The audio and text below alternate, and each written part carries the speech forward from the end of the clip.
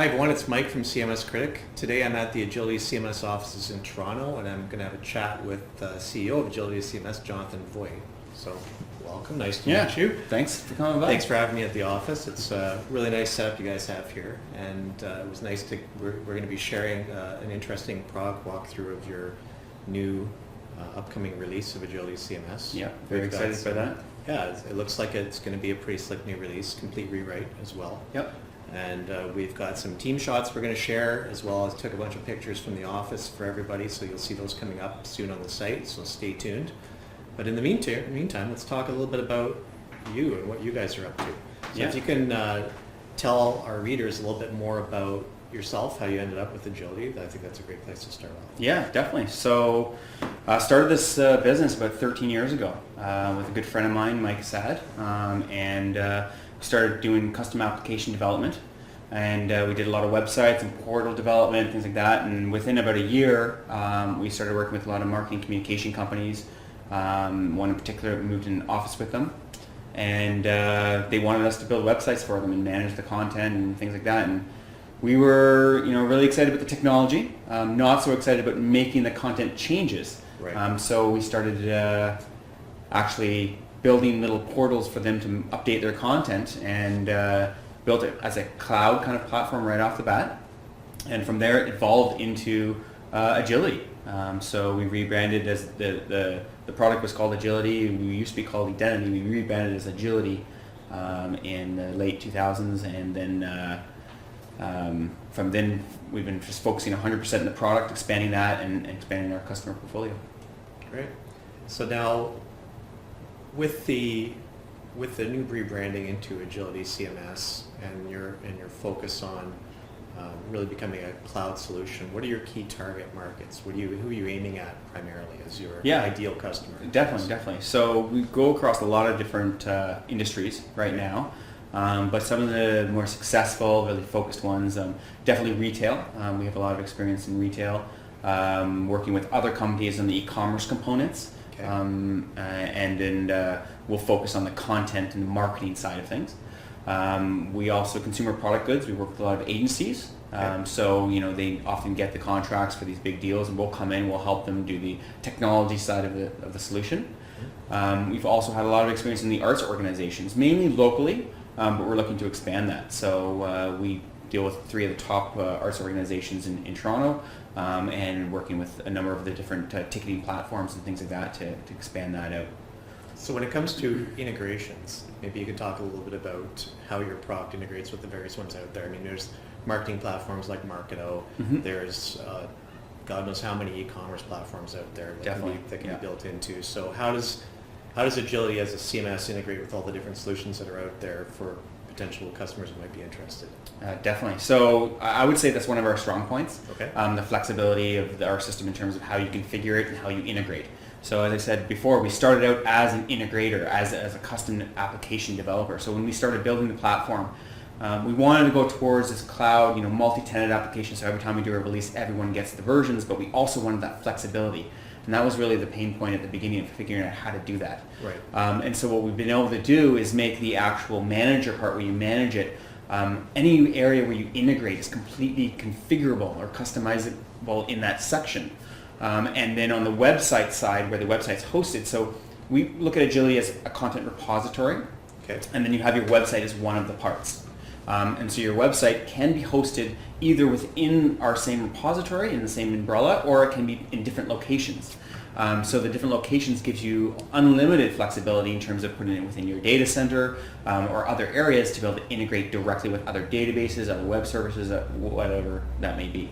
Okay. And then some of our case studies that we have really highlight those type of things with our media and entertainment clients, where they need to integrate with ticketing and point systems and all those type of things like that. Okay.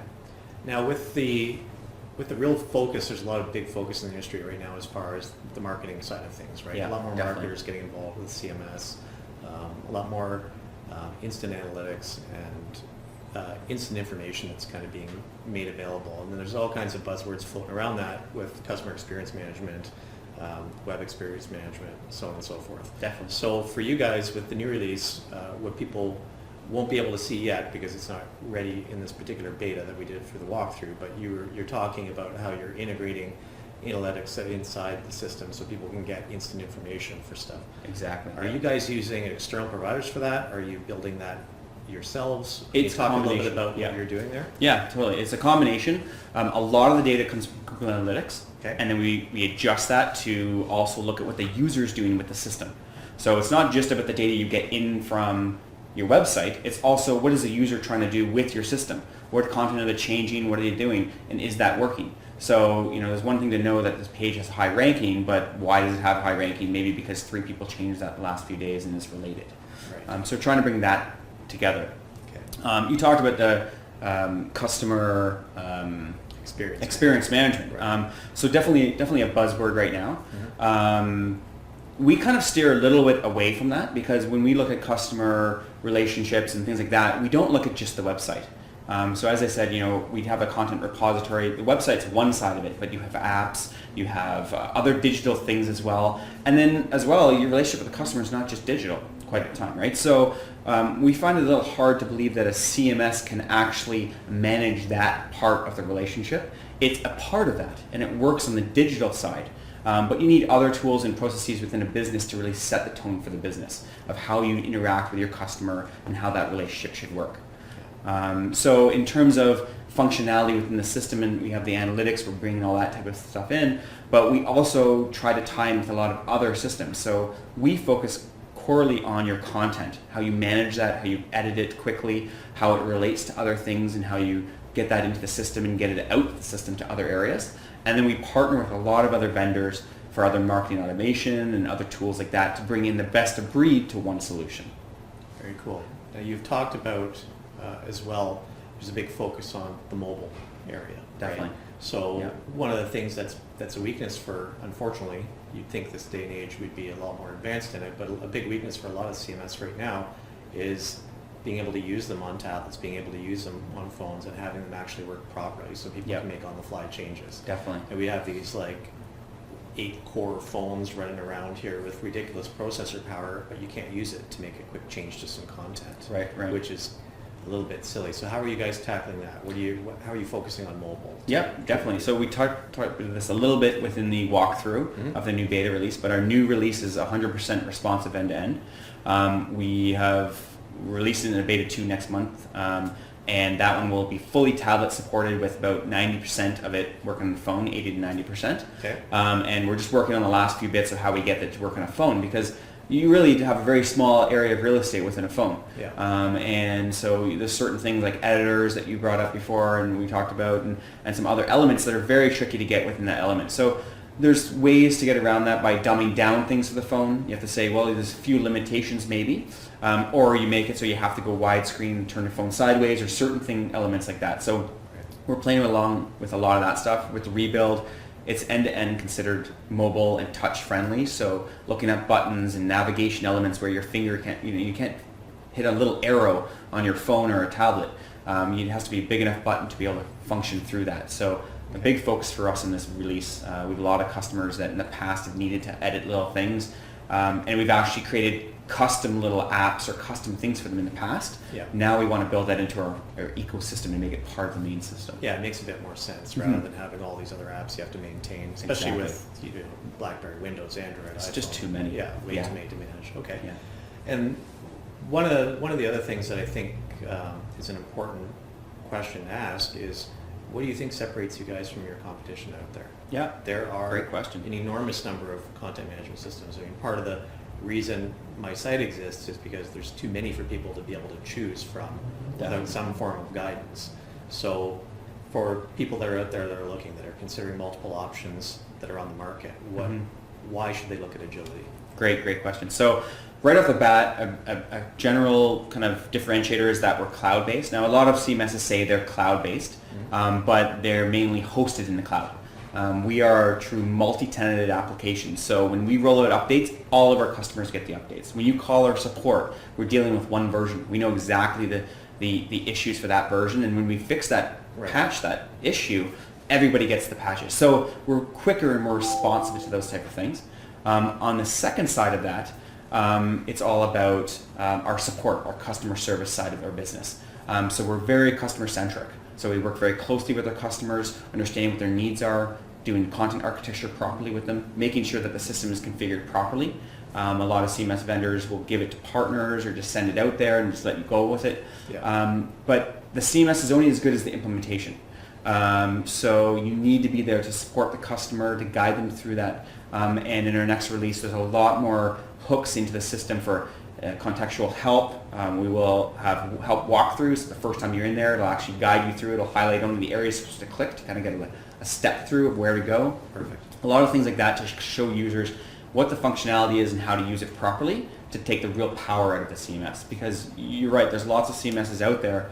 A lot of them are very capable, but if they're not set up properly and implemented. So those two things, the cloud-based with the multi-tenant, giving people upgrades and features and being quicker on that side is definitely a differentiator, and then definitely our customer service or support and how we work with our customers. And you mentioned you're working constantly to focus really heavily on the service side of things to make sure that it's, top level tier. Right? Definitely, yeah. We have partners that do a lot of the development for us. We have a number of customers that do all their development internally.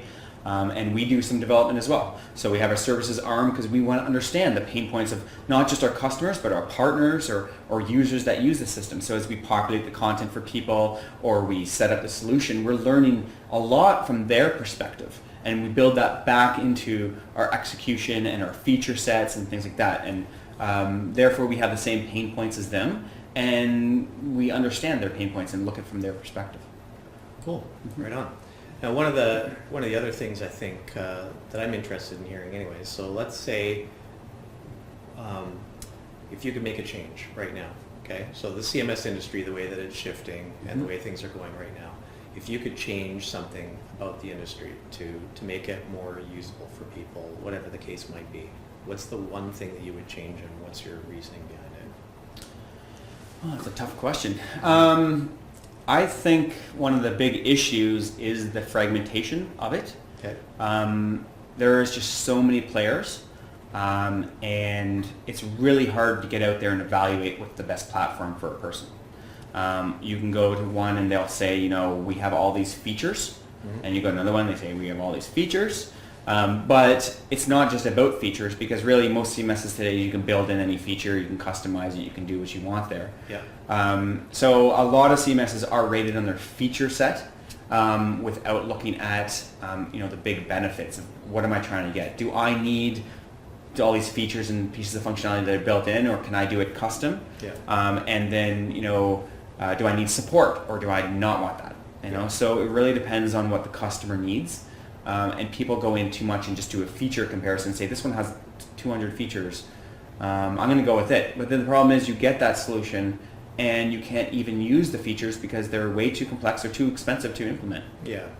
We play in the big fields with some of the ones like Sitecore and Adobe. We battle them out on some bids, even though they're much larger than us as a company size. And sometimes we win because they have so many features that the user is like, well, we don't have the money or budget to implement those. Yeah. Right? So you really have to look at more than just the features. You have to look at what's my budget, what CMS fits within that. Do I need support? Do I not? And what's, the top, few features that I just need 100%. And what are my current pain points? Address your current pain points. Don't look at the bells and whistles too much. Look at your pain points of what you're having now and address those. It's a very good point, because one of the things I think that's really critical that a lot of people don't get is what you're talking about is feature overload for starters, right? Definitely. And that's a big factor. And the other one is not understanding what it is you're looking for. So one of the things that I always say to people is you got to separate what your needs are from your wants and put them together and focus on your needs. So what do you have now that you can't live without, and what do you absolutely need? Right. And I mean need, right, to function properly. And then what would be the nice to haves, and then separate that out into a separate column, right? Mm-hmm. And then look at, okay, budget wise, how do I meet my needs first? Look at that and then explore what it costs to bring in the other pieces. Mm-hmm. Because there's a lot of times, you're right, where maybe there's customers that do want all those features and can afford them, and that's fantastic. Maybe it's a perfect fit. But then there's a lot of instances where you you might realize with more discussion, you actually don't need that, right? It might be easier to do it by integrating into their platform that you already have, or maybe you can tie in somehow to expose a feature you didn't even know you already existed, right? Yeah. And then the other factor, of course, being the best CMS scenario, where it's, there's a lot of misinformation out there too, where you see people just sort of tossing out recommendations because it's word of mouth. They know about a product. That happens all the time. Yeah. Yeah. Like one of my largest, most popular articles is WordPress, Drupal, and Joomla are not the best CMS. And Right. it's not specific to the enterprise market per se, but the concept behind the article was that, when someone's looking for a product to run whatever kind of website, a lot of the times people will just throw out whatever the first thing that pops in their mind is or that they have experience with and recommend it. Right. And it might be completely the wrong fit. Yep. And if you don't explore that further, then you can end up locked into something that doesn't suit your needs at all. And I somewhat blame a lot of the CMS industry as well for that, because as a CMS vendor, we have to do the due diligence to make sure it's the right fit. If we go and sell something and it's not a right fit, they're not going to stay long. Sure, they have to wait until the next rebuild, but then you're going to get a tainted reputation. Yeah. So one of the first things we do when we go in is we need to do a perfect fit interview. Is this the right fit? Yeah. And 99% of the time we're right. Sometimes it's not because we didn't get the right requirements up front. But you really got to analyze the site, and you got to make sure it's a good fit for the solution. That's funny. It's kind of like it's sort of almost equated to lying in a job interview. Mm-hmm. Right? I mean, if you go in there and the money's really good. It's like fooling yourself in the they're long like run. it's $80,000 a year, Mm-hmm. and I don't really know anything about routers, but I'll just say I do, and maybe I'll just fumble through. And then at the end, you might get that salary, but it's going to last you 6 months. Yeah. And in the end, you're looking for another job. Right? Yeah, exactly. Same scenario. So cool. Good point. I guess the last thing to ask is really, where do you see the company in the next couple of years? What are your objectives? You're the boss, so where are you taking it? Yeah, great question.